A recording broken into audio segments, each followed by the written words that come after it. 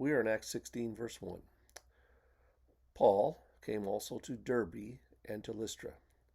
Paul and Silas served in Derbe, where there was a great success in the first missionary journey, Acts 14, 20 through 21, and in Lystra, where the crowd tried to honor Paul and then stoned him. According to estimate of William Barclay, the first missionary journey finished about 5 years before the events of this chapter, and Paul was anxious to see for himself if the work of the Lord had continued, for the past 5 years. Paul began missionary journey, he began his missionary journey from Antioch. First, he did the work of strengthening churches in the regions of Syria and Cilicia, Acts 15, 40, and 41.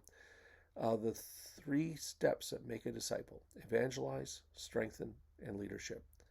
So many never grow up and they never become leaders.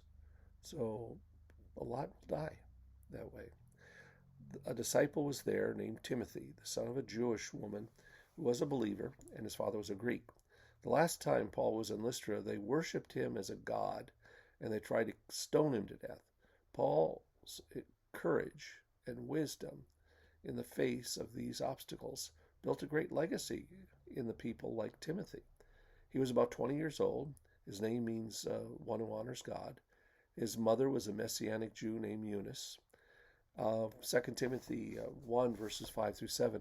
I'm reminded of your sincere faith, a faith that first dwelt in your grandmother, Lois, and your mother, Eunice, and now, I am sure, dwells in you as well. Families teach families. For this reason, I remind you to fan into flame the gift of God, which is in you through the laying on of my hands. For God gave us a spirit, not of fear, but of power and love and self-control. His father was a Greek, and remember the Jews living among the Greeks, they intermarried. He didn't practice Judaism, as Timothy wasn't circumcised. Now we're going to continue our journey with this young man.